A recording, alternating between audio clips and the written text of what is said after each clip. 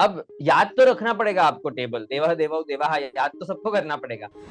देखिए, मैं भी आप ही की तरह एक मध्यम वर्गीय घर में पैदा हुआ जहाँ पे नंबरों की बड़ी अहमियत थी, और फिर मैंने एहसास किया ये पागलपन नहीं है पर ये तो एक ऐसा चमत्कार है। मतलब if you want to study Sanskrit and if you want to explore the past of India, तो आप जरूर संस्कृत पढ़िए। पठती पठतः पठन्ति, ये वाली कॉम्प्लेक्स संस्कृत की एक गुत्थी 2500 साल से इसने संस्कृत के विद्वानों को छका रखा था। लेकिन व्याकरण की इस समस्या का हल निकाला कैम्ब्रिज यूनिवर्सिटी में पीएचडी करने वाले एक 27 साल के भारतीय लड़के ने। लड़के का नाम ऋषि राजपोपट है। उसने पाणिनि के सिखाए को डिकोड किया। जानकार बता रहे हैं कि ऋषि की यह खोज रिवॉल्यूशनाइज माने क्रांतिकारी बदलाव लाने वाली है। ऋषि ने आखिर ये कैसे किया? अंग्रेजी को कूल मानने वाले ट्रेंड के बीच उन्होंने क्यों कैम्ब्रिज जाकर संस्कृत पढ़ने की सोची और उनकी खोज से क्या इम्पैक्ट पड़ेगा, ये सब समझने के लिए हमने सीधे ऋषि को ही फोन मिलाया। सुनिए उन्होंने क्या बताया। देखिए, पाणिनि ने, मैं बड़े सरल शब्दों में और बड़ी संक्षिप्त में बताने की कोशिश करूंगा आपको। पाणिनि ने जो है 500 बीसी के आसपास तकरीबन 4000 सूत्र लिखे, और वो 4000 सूत्र एक मशीन के तौर पे जो है चलते हैं। एक एक मशीन ही समझ लीजिए उनको। और वो 4000 सूत्र क्या करते हैं, कोई भी संस्कृत का शब्द हो उसकी उत्पत्ति में मदद करते हैं, उसको बनाने में मदद करते हैं, बहुत सरल शब्दों में। तो जैसे कि दृश धातु ले लीजिए। दृश का मतलब है देखना। तो दृश में आपने अगर आपको उसका उससे अब हिंदी में जैसे कि अलग अलग शब्द है, दर्शन हो गया, दृष्टि हो गया, दर्शिता हो गया, है ना, तो दृष्टि गोचर हो गया। तो बहुत सारे जो ये शब्द है, ये सब दृश धातु से आते हैं। देखना, देखने से संबंधित है सारे शब्द। तो दृश में आपने उदाहरणार्थ प्रत्यय लगा दिया त, तो दृश प्लस त से कुछ ध्वनियों के परिवर्तन करके अंत में हमें जवाब मिल जाता है दर्शित या फिर दर्शिता इत्यादि। तो अब वो सारे ये सारे संस्कृत से ही आए हुए हैं ना, हिंदी में भी ये सारे शब्द। तो ये जो सारे शब्द हैं उनको तैयार, संस्कृत के ऐसे जितने भी शब्द हैं वो ये मशीन के तौर पे तैयार कर पाता है। बस उसमें धातु चाहिए और उसको प्रत्यय लगा दो। दृष्ट को आपने जैसे त लगा दिया, जैसे आपने इंग्लिश में डिफाइन को एशन लगा के डेफिनेशन बना लिया, इत्यादि इत्यादि। तो इस प्रकार के बड़े उदाहरण मैं दे सकता हूँ, पर अभी के लिए दो उदाहरण मेरे ख्याल से पर्याप्त है।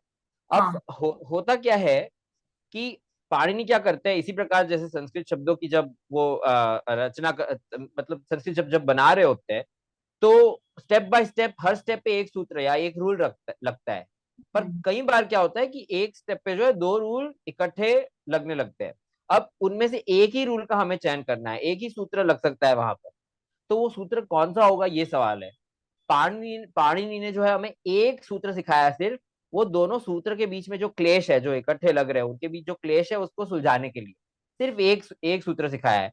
और उसको जो है, जो सबसे पहले कमेंटेटर रहे, जो सबसे पहले जिन्होंने भाष्य लिखा कह सकते हैं, उनको हम वार्तिककार कहते हैं, खैर।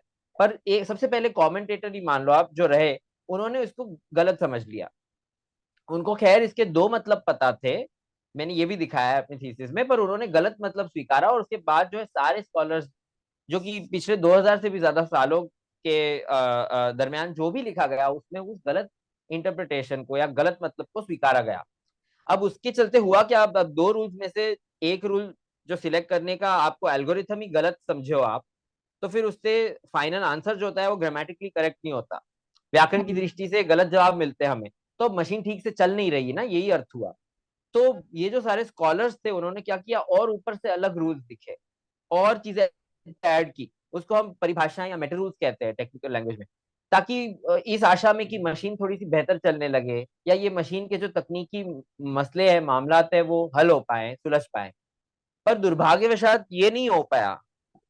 बजाय इसके मेरा ख्याल है ये हो गया कि तकलीफें और बढ़ गई और मामला और उलझ गया सुलझने के बजाय। तो जब मैंने अपनी पीएचडी शुरुआत की तभी मैंने सोच के रखा था कि ये जो एक्स्ट्रा सारी चीजें बाद में जोड़ी गई है पाणिनि मुनि के इस सुंदर व्याकरण में, उनका मैं स्वीकार नहीं करता। मुझे ऐसा हल चाहिए जो कि पाणिनि ने जो सिखाया है उसी के आधार पर हमें मशीन को चलाने में मदद करे। तो वो जो एक रूल था ना, जो दोनों सूत्रों के बीच के क्लेश को सुलझाने में मदद करता है, उसको मैंने कर लिया री इंटरप्रेट। तो उसके नई, अब नए मायने जो है, उसका नया अर्थ जो है, उसको यदि हम स्वीकार करते हैं, तो मशीन अपने आप ठीक से चलती है। और ये जो एक्स्ट्रा चीजें लिखी गई थी बाद में, मेटा रूल्स, इस प्रॉब्लम को सॉल्व करने के लिए, उनकी कोई जरूरत ही नहीं है। वैसे भी वो चीजों को बड़ा क्लिष्ट कर देते हैं, जटिल कर देते हैं, तो उनकी कोई आवश्यकता नहीं है। तो ये यही मेरा योगदान है।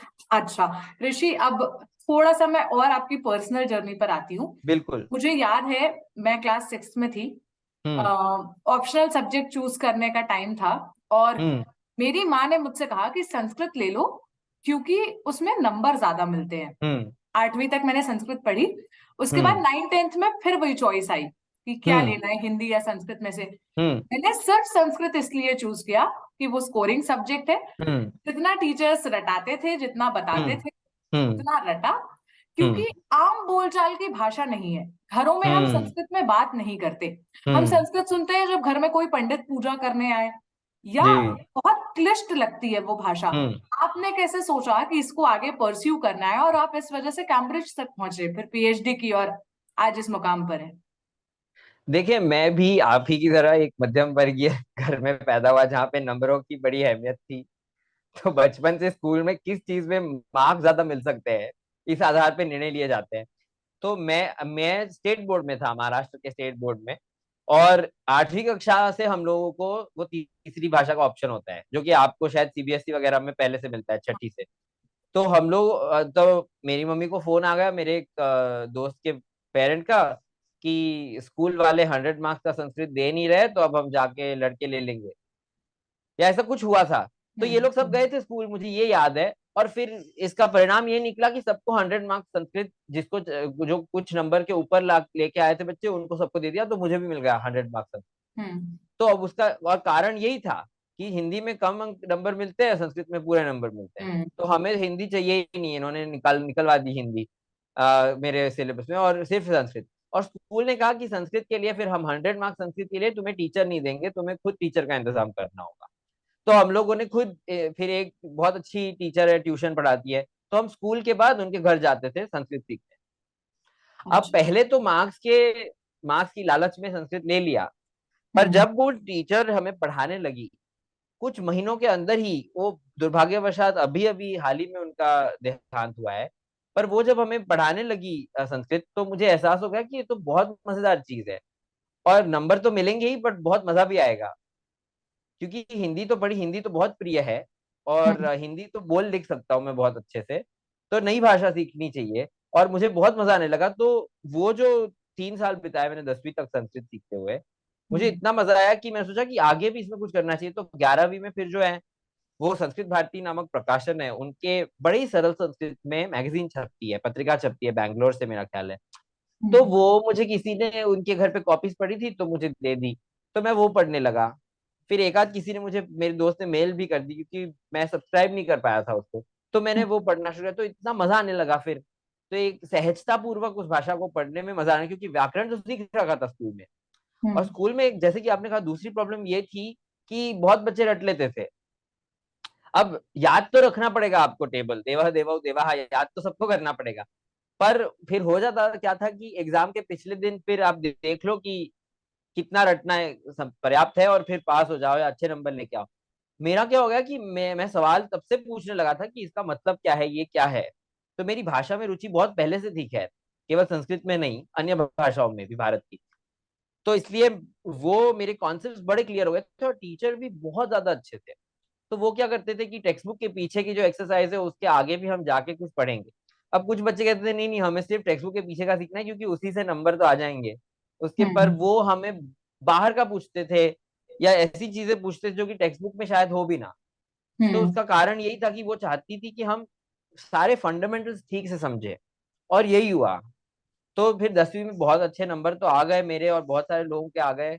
पर मेरी रुचि इतनी पैदा हो गई थी तब तक संस्कृत में, कि फिर 12वीं में भी मैंने संस्कृत किया। तो अच्छा। 12वीं में भी बड़े अच्छे नंबर आए। पर हम्म। उसके बाद मुझे एहसास हुआ कि अब बैचलर्स इन संस्कृत करना कठिन होगा, क्योंकि मैं ऐसे फैमिली से आता नहीं हूँ कि where I can just inherit wealth and तो जॉब तो करनी होगी, राइट। हम सबकी यही कहानी होती है। तो अब मैंने कहा कि नहीं, बैचलर्स करनी होगी अब किसी चीज में, जिसमें, और मुझे मैथमेटिक्स भी बहुत पसंद था, अब भी हम्म। पसंद है। पर अब मैथमेटिक्स से ताल्लुक कम रहा है, संस्कृत में ज्यादा समय बीतता है। तो मैंने सोचा इकोनॉमिक्स में बैचलर्स क्यों ना करे, ताकि उससे अच्छी नौकरी मिल सके हम्म और नई चीजें सीखने को मिलेंगी इकोनॉमिक्स के बारे में। तो मैंने सोचा ठीक है, फिर मैंने बैचलर्स में एडमिशन ले ली। मन संस्कृत में अब भी था, पर सोचा कि अब संस्कृत में आगे शायद मेरे लिए फ्यूचर नहीं है। हम्म तभी अब आपको मैंने पहले ही बता दिया कि बैच एथ में भी बाय एक्सीडेंट मानो आपको मेरे को संस्कृत मिल गई। फिर यही हम्म हुआ, फिर से मैं नवरात्रि के लिए यहाँ पे हम लोग गरबा खेलने जाते हैं, मैं गुजराती हूँ। और हम्म मुंबई में बहुत नवरात्रि का बोलबाला होता है, तो हम लोग जाते हैं। तो यहीं पंडल में घर के ही पास में गया था, बड़े दोस्त आए हुए थे, उनके भी दोस्त थे। तो हम्म। एक किसी व्यक्ति ने मुझे बताया कि ये एक रिटायर्ड प्रोफेसर हैं, आपके हमारे ही घर के बड़े नजदीक रहती है, और वो निशुल्क संस्कृत व्याकरण, पाणिनि का व्याकरण पढ़ाती है। तो वो सुन के मुझे लगा कि ये तो बड़ा अच्छा अवसर है मेरे लिए एक नई चीज सीखने का। और एक मशीन है, 4,000 सूत्र है। तो मैंने सोचा ये क्या पागलपन है, ये तो कभी नहीं सुना मैंने। ये तो मतलब पहले तो मुझे विश्वास नहीं हुआ कि ये चीज क्या है, ये क्या चक्कर है। फिर मैं सोचा चलो इसको एक्सप्लोर किया जाए, तो मैं गया उनके क्लास में। और फिर मैंने एहसास किया ये पागलपन नहीं है पर ये तो एक ऐसा चमत्कार है, मतलब कि इसमें और लोग रुचि क्यों नहीं ले रहे थे। मैं आश्चर्यचकित था कि ये इतनी बड़ी चीज और इसके बारे में जितनी चर्चा होनी चाहिए उतनी नहीं होती, इंटरनेट पे हो या कहीं और भी हो। इसी से जुड़ा मेरा तीसरा सवाल है। जी जी जी। पाणिनि के बारे में जब मैंने पहली बार ऐसे नाम हम्म सुना, तो मुझे हम्म लगा कि कोई ऋषि मुनि होंगे, हम्म। पेड़ के नीचे ऐसे बैठते होंगे और हाँ प्रवचन देते होंगे, या ये हाँ आप जो बता रहे हैं अभी बात करते हुए कि मशीन हाँ। है, इसके आधार पर चलता है। तो आप पाणिनि को कैसे देखते हैं, और उनके काम के बारे में, जिस मशीन के बारे में आप बात करें उसके बारे में भी जरा बताइए। तो मुझे मुझे लगता है कि वो जरूर पेड़ के नीचे बैठते होंगे, ध्यान करते होंगे, प्रार्थना करते होंगे।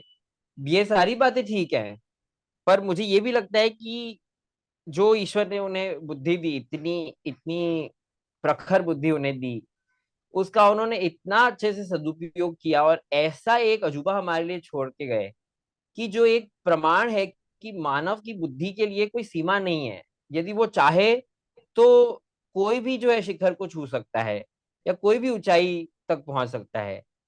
तो मेरे लिए पाणिनि एक बहुत अच्छे उम्दा वैयाकरण तो है ही, उसमें कोई दो राहें नहीं है। एक बहुत अच्छे चिंतक हैं, बहुत अच्छे भाषाविद हैं, और बहुत अच्छा उदाहरण है कि भारतीय लोग, इस सभ्यता में पैदा हुए लोग, जो इस भूमि से जुड़े हैं, जो जो यहाँ का पानी पीते हैं, हम कह सकते हैं, वो क्या अचीव कर सकते हैं। और तो क्योंकि क्योंकि हुआ ये है कि अभी ऐतिहासिक, थोड़ा सा मैं इतिहास में जाऊंगा।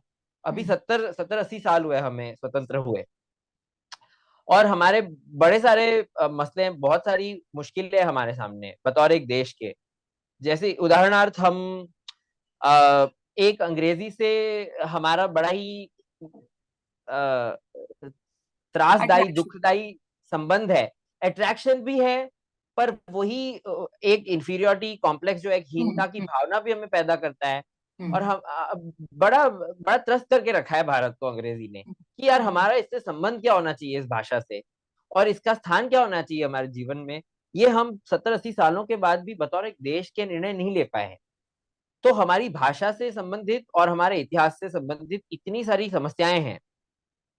तो मेरा ख्याल है ऐसे में जब हमें पता चलता है कि ये 2500 सालों पहले, अब तब तब तो उनके पास शायद आज हमारे पास जो सुविधाएं उपलब्ध है, शायद इतनी भौतिक सुविधाएं तो नहीं हुई होंगी। तो हम्म उस समय में जब उन्होंने ये करके दिखाया, तो आज के समय में इतनी सुविधाएं हैं, तो हम इससे भी अच्छी चीजें कर सकते हैं।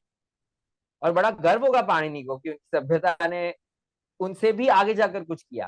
तो मेरा ये मानना है कि हम हमें हमारा जो ध्येय होना चाहिए, वो ये होना चाहिए कि हम अपने पूर्वजों से भी आगे निकले, क्योंकि वो इतना कुछ हमारे लिए छोड़ गए हैं। हम उनसे भी आगे निकले और उन्हें वाकई में गर्व होगा हम पे। तो पाणिनि के बारे में सोचता हूँ तो ये सारे ख्याल आते हैं मेरे मन में। क्योंकि बात बात एकदम सरल है कि ये जो कॉलोनियल एक्सपीरियंस रहा, ये औपनिवेशिक अनुभव रहा हमारा, जो उसके वजह से हम में हीनता का भाव बहुत ज्यादा आ गया। तो हम अक्सर प्राचीन भारत की ओर देखते हैं होप के लिए, इंस्पिरेशन के लिए, तो ये पाणिनि एक ऐसा अजूबा है जिसकी ओर हमें बड़ी और ध्यान से देखना चाहिए और उनसे प्रेरणा लेनी चाहिए, खासकर इस अवसर पर जब हम जानते हैं अब कि ये इतना सुंदर उन्होंने एल्गोरिथम बनाया। और पाणिनि की उस मशीन के बारे में भी बताइए जिसके बारे में आप बात कर रहे हैं, और आपको भी सुन के शुरू में लगा था कि क्या पागलपन है, जैसे अभी मुझे नहीं समझ में आ रहा कि क्या मशीन होगी, क्या हाँ, होगा उसमें। तो ये मशीन जो जो मशीन आप हाथ में पकड़ के खेल सकते हो उस टाइप की मशीन नहीं है ये कोई, है ना, ये कोई वो मशीन नहीं है, एब्स्ट्रैक्ट मशीन है। ये उनके दिमाग में चल रही थी। हम्म। बिल्कुल। तो उसमें फिर मैं जब, जैसे कि मैं बता रहा था, मैं आपको क्लास में गया तो 4,000 सूत्र देखे। हम्म। तो उसमें से 4,000 एक साथ तो नहीं सीख सकते आप, धीरे धीरे आप शुरू करते हो। तो जैसे मैं सीखता गया मैं समझता गया कि इनके इरादे जो हैं बहुत मतलब ऊंचे हैं, मतलब he is aiming for something really grand. ये मैंने बहुत जल्दी समझ लिया। और फिर मैं समझा कि ये स्वचालित है, दिस इज सेल्फ ऑटोमेटेड। मतलब इसमें हमें हस्तक्षेप करने की आवश्यकता इतनी नहीं होनी चाहिए, क्योंकि मुझे लगा कि जो इनका इरादा है, जो इनका ध्येय है, वो ये है कि ये मशीन अपने आप चले, कि आप सिर्फ धातु और प्रत्यय दे दो उदाहरणार्थ, और फिर ऑटोमेटिकली फाइनल वर्ड आपको मिल जाना चाहिए। करना आपको सिर्फ ये है कि उन्होंने जो इंस्ट्रक्शन दिए हैं वो फॉलो करने हैं, आपको अपनी मर्जी से कुछ नहीं करना बीच में। That was the idea. पर उसमें जो प्रॉब्लम्स आ रही थी ना, मैंने सोचा ये प्रॉब्लम्स क्यों आनी चाहिए, अब इतने बड़े विद्वान थे, उनके सूत्रों को पढ़ के जाहिर हो जाता है, तो ये प्रॉब्लम्स क्यों आ रही है। और वहीं से मेरे दिमाग में, जो ऐसे हम लोग गुजराती में बोलते हैं, वो कीड़ा जाग गया, कि वो हम्म। कीड़ा है, अब तुम्हें करके ही रहना है, कि ये जान के ही रहना है, कि इसकी तह तक जाना है कि ये है क्या चीज। और इसी की वजह से फिर जब बैचलर्स खत्म होने को आया तब मैंने एहसास किया कि मुझे अब इकोनॉमिक्स नहीं पढ़नी आगे। अब मैं संस्कृत ही करूंगा और विशेष रूप से पाणिनि के व्याकरण पर ही काम करूंगा, क्योंकि मुझे ये जो गुत्थी है इसको सुलझाना है। अब कुछ लोग मुझे कहते थे कोई ऐसी गुत्थी है ही नहीं, जो है वो ही है, उसको स्वीकार लो। मैंने कहा नहीं, मेरी पाणिनि से अपेक्षा ज्यादा है। और मुझे कोई संदेह नहीं है कि उन्होंने कुछ ऐसी चीज बनाई है जो हम पूरी तरह नहीं समझ पाए, तो वो समझना जरूरी है। और जरूरी हो या ना हो, मेरी कुतूहल उस समय इतनी बढ़ गई थी कि मैंने कहा मैं तो ढूंढ के रहूंगा, किसी को रुचि हो ना हो कोई बात नहीं, मुझे फर्क नहीं पड़ता, अब मैं ये ढूंढ कर रहूंगा। तो तब मैंने ठान ली। और फिर उसके आगे जब पाणिनि का सफर तो शुरू हो ही गया था अंडरग्रेड में, बट मास्टर्स से शुरू होके फिर मैं पूरा अपना टाइम उसको देता था। मास्टर्स तो किसमें किया आपने और हाँ, कहाँ से किया। तो मैंने मास्टर्स की पाणिनि के ही व्याकरण पे स्पेशलाइजेशन था मेरा, और मैंने ऑक्सफोर्ड से मास्टर्स की। क्योंकि अच्छा। और मैंने इंडिया में भी प्रोग्राम्स देखे थे, पर इंडिया में क्या होता है कि संस्कृत की मास्टर्स अक्सर 2 साल की होती है, और उसमें बड़े सारे टॉट कंपोनेंट्स होते हैं। जैसे कि आपको पढ़ना होता है, ड्रामा भी पढ़ना होता है, साथ में दर्शन भी होते हैं, तो फिलोसफी बेसिकली। फिर उसमें ऋग्वेद भी पढ़ाते हैं, तो हर चीज के अलग अलग कंपोनेंट्स होते हैं। और मेरा मेरा ध्येय था कि मैं रिसर्च इंटेंसिव मास्टर्स करूँ। तो मेरी जो ऑक्सफोर्ड में मास्टर्स थी वो एक तो छोटी थी, 2 साल की नहीं, 1 साल की थी सिर्फ। और उसमें सिर्फ मैं रिसर्च करता था, उसमें मेरे क्लासेस नहीं होते थे, मैं क्लासेस ऑडिट करता था अपनी मर्जी से, यहाँ वहाँ जो भी मुझे पसंद आता था। लिंग्विस्टिक्स डिपार्टमेंट चला जाता था, कभी क्लासिक्स डिपार्टमेंट चला गया, कभी ओरिएंटल स्टडीज के डिपार्टमेंट, तो अलग अलग डिपार्टमेंट्स के जो मेरी मर्जी से मुझे क्लासेस पसंद आते थे वो मैं ऑडिट करता था। पर मेरा काम मूल रूप से थीसिस लिखना था। और मेरे 2 एग्जाम्स थे, उसके लिए भी मेरे क्लासेस नहीं थे, वो मुझे खुद से पढ़ना था उन एग्जाम्स के लिए। तो इसलिए मैंने वो प्रोग्राम चूज किया। पर उसमें अपनी कठिनाइयां थी ऑब्वियसली, क्योंकि मुझे पास स्कॉलरशिप नहीं थी। तो पहले मैंने सोचा कि मैं ये अभी इंडिया वाला ही मास्टर्स कर लेता हूँ, क्योंकि यहाँ पे भी कुछ प्रोफेसर बहुत अच्छे हैं। पर प्रॉब्लम ये हुआ कि आ, वो मुझे ना, मेरा टाइम सिर्फ पाणिनि को देना था और मुझे दूसरी चीजों में टाइम नहीं स्पेंड करना था। तो मेरे एक दोस्त ने सजेस्ट किया कि आप जो है, why don't you write to people, आप लोगों को ईमेल लिखिए और कहिए कि आप प्लीज मेरी मदद कीजिए, ताकि मैं ये मास्टर्स कर पाऊँ ऑक्सफोर्ड में फाइनेंशियली।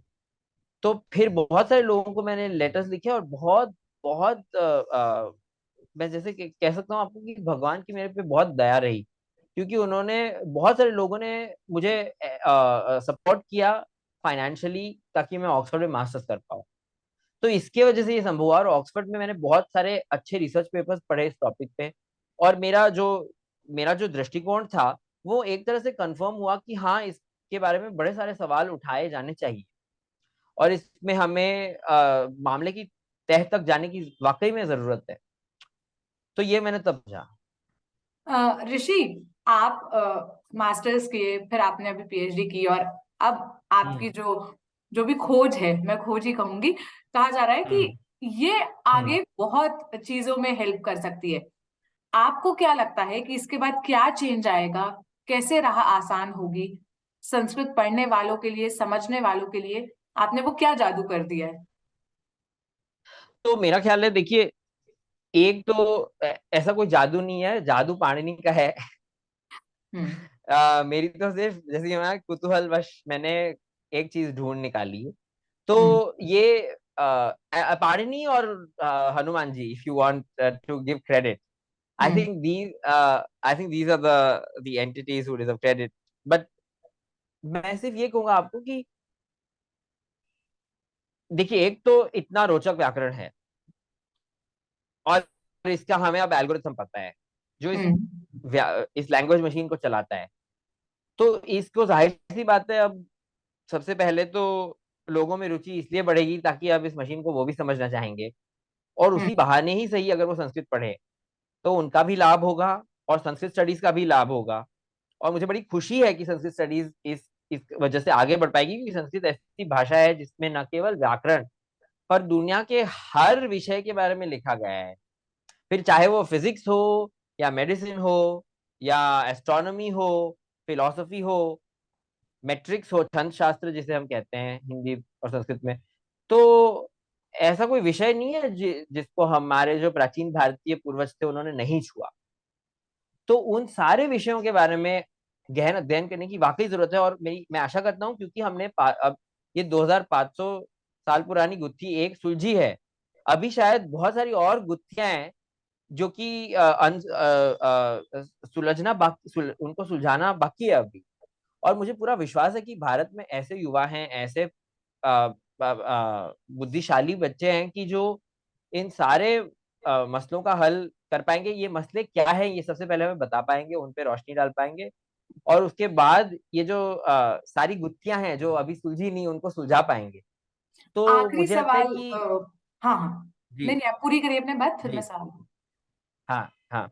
तो नहीं, मेरा यही कहना है कि मुझे पूरा विश्वास है कि एक नहीं, बहुत सारी गुत्थियां अभी तो सुलझनी है, और ये भारत के लिए एक नए आयाम की शुरुआत होनी चाहिए। मेरा ख्याल है कि और भी लोग और भी मुझसे कहीं बेहतर चीजें करें। मेरी यही प्रार्थना है ईश्वर से।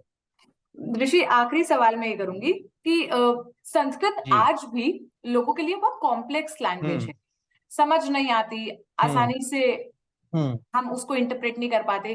दूसरी बात, लोग यही, जो समस्या आपको भी थी कि भाई कमाना है, आगे जाके नौकरी करनी है, हम्म। संस्कृत पढ़ के क्या नौकरी मिलेगी, हम्म। क्या अपॉर्चुनिटी है, क्या करेंगे हम? हम्म। ये जो दो हम्म। सवाल हैं, इसका क्या सोल्यूशन दिखता है आपको, हम्म। कि कैसे वो लैंग्वेज सिंप्लीफाई होगी कि आम आदमी को भी समझ में आए, हाँ। उन तक पहुंच बने उसकी, हम्म। और वो एलीट जो वर्ग के बीच में रह रहती है उससे वो बाहर निकले? और दूसरा, अपॉर्चुनिटीज क्या होंगी? तो पहली बात तो ये है कि किसी भी चीज को अगर आप आनंद से सीखना चाहते हैं, उसका लुत्फ लेना चाहते हैं अच्छे से, तो इसमें बहुत आवश्यक है कि आप जो सीख रहे हैं उसको समझें। तो अब ठीक है, टेबल याद रखना जरूरी है, पर उसको भी करने का एक तरीका है। ये टेबल आप क्यों याद कर रहे हो? तो भाषा के कौन से हिस्से को समझने के लिए आप याद कर रहे हो? इसको याद करके आपको क्या फायदा होगा? फिर आप इन ये जो पद सारे आप याद कर रहे हो टेबल में, पैराडाइम में, देवह है, देवाहा है, देवस्य है, देवेन है, ये कोई भी रूप है, तो इसका किस प्रकार वाक्य में प्रयोग होता है? तो कोई भी चीज, मेरा यही मानना है, भाषा तो छोड़ दो, आप व्याकरण छोड़ दो, भाषा छोड़ दो, जीवन में आप कुछ भी सीखते हो, ये मेरे निजी अनुभव से मैं बता रहा हूँ, फिर लोगों की राय अलग हो सकती है, पर जो भी आप सीख रहे हो उसको आप अनुभव करो, मतलब अपने जीवन में उतारो, या फिर उसका इस्तेमाल करो। जो सीख रहे हो उसका इस्तेमाल क्या है ये समझो, अब उसका बेहतर इस्तेमाल कैसे हो सकता है। ये हर व्यक्ति में क्यूरियोसिटी होती है कि अब, क्योंकि जब आप चीजों के साथ खेलने लगते हो, उनको समझने लगते हो, उनको उसका इस्तेमाल करने लगते हो ना, तब फिर मजा आने लगता है कि नहीं, मुझे और सीखना है अब, क्योंकि अब और मैं इस चीज को समझने लगा हूं। क्योंकि हमारी बुद्धि को जब वो रिवॉर्ड मिलता है ना कि आप समझ रहे हो चीजों को, चीजें क्लियर हो रही है, तो फिर उसको मजा आने लगता है, फिर उसके पास इंसेंटिव होता है कि नहीं और मुझे समझना है और सीखना है। तो फिर वो मेहनत मेहनत ही नहीं लगती, वो जो मेहनत कर रहे हो आप वो मेहनत नहीं लगती, फिर आपको पता है इसका बहुत अच्छा रिवॉर्ड भी मिलेगा। तो आप वो अपनी बुद्धि को लालच दें। मेरा सिर्फ यही कहना है कि कुछ भी सीख रहे हो, अच्छा इसका ये इस्तेमाल है, अच्छा इससे ये हो जाता है, ये सबसे पहले सीखे। और टीचर्स का भी यही काम है मेरा ख्याल से कि ये बताना कि इस प्रकार के वाक्य बनेंगे, फिर उस प्रकार के वाक्य बनेंगे। अब आप सबसे पहले ही दिन जाके क्लास में ये कह दोगे कि ये 4 टेबल रटने हैं और उसकी परीक्षा है अंत में, तो एकदम फिर बच्चे निरस हो जाएंगे, वो कहेंगे कि क्यों रटने हैं। क्योंकि देखो, और हम छोटे बच्चों को गाली देने का ये एक प्रथा है हमारे स्कूल कल्चर में कि ये देखो ये बच्चे इतने नालायक है कि पढ़ते नहीं है, कामचोर हैं, आलसी है। पर नहीं, हर बच्चे में वो क्षमता है कि वो चीजों को बहुत गहराई से समझे। हर बच्चे में एक अलग हुनर होता है, और बहुत सारे बच्चों में भाषा के लिए एक स्पेशल फ्लेयर होता है। तो आप बच्चों को दोष मत दे। बच्चे इतने क्यूरियस होते हैं बाय नेचर। आप उनको इंसेंटिव दें कि वो इसको मजे से सीख पाए, फिर वो जो कमाल करके दिखाएंगे ना बच्चे, ताज्जुब हो जाएगा। आज हम एडल्ट हैं तो मैं जब भी कुछ कुछ विद्यार्थियों से मैं इंटरेक्ट करता हूँ, और कैम्ब्रिज में जैसे मैं कुछ अंडर ग्रेजुएट से को मैं ट्यूटोरियल्स देता था, तो वो अलग अलग देशों से थे। एक मेरी विद्यार्थिनी चीन से थी, एक मेरा विद्यार्थी इंग्लिश था। ऐसे अलग अलग विद्यार्थी थे, और जब उनको मैं कहता था कि इससे ये होगा, इसको इसको समझने का ये फायदा होगा, फिर जो उनके रुख में परिवर्तन आता था दूसरे दिन जब मैं उनसे मिलता था, सब याद करके आते थे, बोलते थे हमने ये भी समझ लिया, बस अब क्योंकि हमें ये समझना है तो प्लीज आप ये समझा दो। तो आप उनको इंसेंटिवाइज करो, उनकी क्यूरियोसिटी जगाओ, उनसे दोस्ती करो, उनको कहो ये हम एक साथ में सफर पे चल रहे हैं, और मजे से इस चीज को इकट्ठे सीखेंगे और कुछ नया ढूंढ निकालेंगे। ये भी एक उत्साह होना चाहिए विद्यार्थी में कि हम कुछ नया ढूंढेंगे जो हमें आप पता नहीं था या जो दुनिया को नहीं पता था। तो आविष्कार का भी एक अलग आनंद होता है। और मेरा ख्याल है कि हर बच्चे में वो क्षमता है कि मैं अपने आप को बहुत सौभाग्यशाली मानता हूँ कि मुझे प्रभु ने जो है सही अवसर दिए चीजों को समझने के, और एक सही और बहुत ही फ्रूटफुल नजरिए से चीजों को देख पाने के। मुझे लगता है कि हर भारत के विद्यार्थी का ये हक है और उसको वो दिया जाना चाहिए। अब और आते हैं आपके दूसरे अपॉर्चुनिटी। सवाल पर। हाँ, करी। नहीं नहीं, वही मेरा दूसरा ही सवाल, वही मैं फॉलो अप कर रही थी, राइट। अपॉर्चुनिटीज। राइट। तो मेरा ख्याल है कि देखिए, अब अब इकोनॉमी को तो हम रातों रात चेंज नहीं कर सकते। जरूर मेरा ख्याल है एजुकेशन इंडस्ट्री जो है, एजुकेशन सेक्टर में जो लोग काम करते हैं, वो स्कूल्स हो या बहुत ब्रॉडली एजुकेशन हो, किसी भी चीज का सीखना सिखाना हो, गवर्नमेंट्स है, एनजीओज है, इन सबको साथ मिलकर काम करना चाहिए ताकि संस्कृत का रेलेवेंस बढ़े इन दी इकोनॉमिक सेक्टर। पर उसके तो कोई बड़े हल मेरे पास तो नहीं है कि मैं तो एक संस्कृतिस्ट हूँ और मैं रिसर्च करता हूँ। पर मैं ये एक चीज जरूर कहूंगा कि अ, संस्कृत को आप इसलिए पढ़िए क्योंकि उसके स्ट्रक्चर को समझने का जो तरीका है, जो उसका स्ट्रक्चर है, उसको सीखने से आपकी बुद्धि और तेज होगी, जिसका फायदा आपको न केवल अपने प्रोफेशनल करियर में होगा, पर अपने निजी जीवन में बहुत सारे क्षेत्रों में होगा। हर चीज तो हम करियर के लिए नहीं करते, तो इसको आप मजे के लिए कीजिए। और the key is to understand how to enjoy the process of learning, then learning becomes very effortless, very enjoyable. तो मेरे पास इसके जो इकोनॉमिक्स जो जो इकोनॉमिक अपॉर्चुनिटीज वाला सवाल आपने पूछा, दुर्भाग्यवशात मेरे पास उसके लिए कोई बहुत अच्छे उत्तर नहीं है। और मैं आशा करता हूँ कि चीजें सुधरेंगी, ज्यादा लोग इंटरेस्ट लेंगे, तो इसलिए ज्यादा संस्कृत टीचर्स के लिए भी अपॉर्चुनिटीज बढ़ेंगी जीविका कमाने की उसके द्वारा। पर irrespective of that, I think if you want to study Sanskrit and if you want to explore the past of India, तो आप जरूर संस्कृत पढ़िए। और ये भी नहीं है, मैं काफी ऐसे लोगों को जानता हूँ, विशेष रूप से दक्षिण भारत के लोग हैं जो कि इंजीनियरिंग करते हैं, जो कि कुछ और कर रहे हैं, और प्योर साइंसेस कर रहे हैं वगैरह वगैरह, पर साथ में वो संस्कृत सीखते जानते हैं और संस्कृत के ग्रंथों को पढ़ते हैं। तो अपनी फील्ड के बारे में जो है, वो प्राचीन भारत में क्या लिखा गया था फिजिक्स के बारे में, वो भी वो समझ और पढ़ पाते हैं। तो रेलेवेंस की कोई कमी नहीं है। आपको संस्कृत किसी और चीज के साथ साथ करनी है तो आप वो भी कर सकते हैं। इंजीनियरिंग करते हुए भी आप संस्कृत, क्योंकि स्कूल में आप संस्कृत सीख लो, इंजीनियरिंग के टाइम पे पढ़ना शुरू कर दो आप कोई इंटरेस्टिंग टेक्स्ट जो आपको लगती है। तो I think the opportunities are endless. हाँ, आप अगर इन्वेस्टमेंट बैंकर बने तो ऑफ कोर्स उसके लिए आपको बैचलर्स इन संस्कृत नहीं करनी चाहिए। That is not my advice. If that's what you want to do, of course you should do a bachelor's से इन मैथमेटिक्स और समथिंग लाइक दैट। पर संस्कृत सीखने के बहुत ज्यादा फायदे हैं, और मैं आशा करता हूँ कि आर्थिक जो है अपॉर्चुनिटीज भी भविष्य में जाकर बढ़ेंगी इस फील्ड के लिए। Okay, thank you so much इतना वक्त देने के लिए, इतने थैंक यू। आराम से ये चर्चा करने के लिए, और ऑल द वेरी बेस्ट। हमारी तरफ से आपको बहुत सारी शुभकामनाएं। और आपकी जो उम्मीदें हैं, मैं भी यही उम्मीद करती हूँ कि आगे इस सेक्टर में अपॉर्चुनिटीज भी हो, ताकि लोगों को ये ना लगे कि ये सीखकर हम अपना पेट नहीं भर सकते।